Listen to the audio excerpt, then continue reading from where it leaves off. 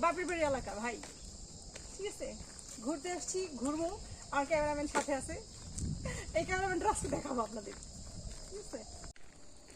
বুঝছো কি সুন্দর রাস্তা, পাখিটা একদম কাছে বসে আছে। ওর কোনো সঙ্গী সাথী নাই, তাই না? একদম ওর মন খারাপ, পাখি মধু খায়।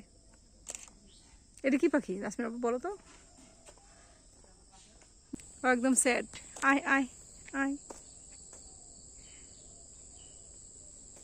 যাচ্ছে ও না, ভয় পাচ্ছে না।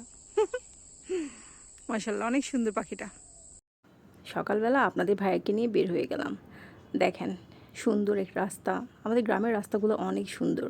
আর এই যে ঘন কুয়াশায় ঢাকা ক্ষেত, জমি জমা ফসল, যেখানে অনেক কলমি শাক আছে, এর মাঝখানে কী করেছে মিষ্টি কুমড়া গাছ বুনে দিয়েছে, যার ফলে যে কলমি শাকও হবে, মিষ্টি কুমড়া গাছও হবে। আর সবুজ, সকালবেলা সবুজে ঘেরা গ্রাম, দেখতে তো খুব ভালো লাগে। আর শীতের সকাল, শীতকালে তো মানে চারদিকে ঘন কুয়াশা থাকে, গ্রামে তো এই দিক থেকে ওদিক কিছুই দেখা যায় না। আর ওই দিন রোদ ছিল, ভালোই রোদ ছিল, সকালবেলা দেখা যায় 8টা 9টার দিকেই রোদ উঠে গেছে। আর গাছে গাছে কলা, মানে পাখি, সব কিছুই আসলে সব সৌন্দর্য মিলেই কিন্তু গ্রাম। গ্রাম থেকে তো চলে আসছি, কিন্তু গ্রামের সেই স্মৃতিগুলো, গ্রামের সেই ঘোরাফেরাগুলো এখনও আমাকে টানে।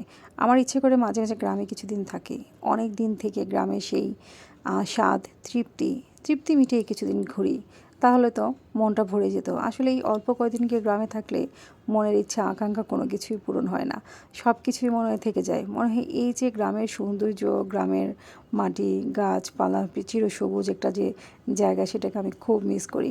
তাই তো চলে আসছি, বাবার বাড়ি থেকে চলে আসার পরেও সেই পিছুটান এখনও আমাকে টানে।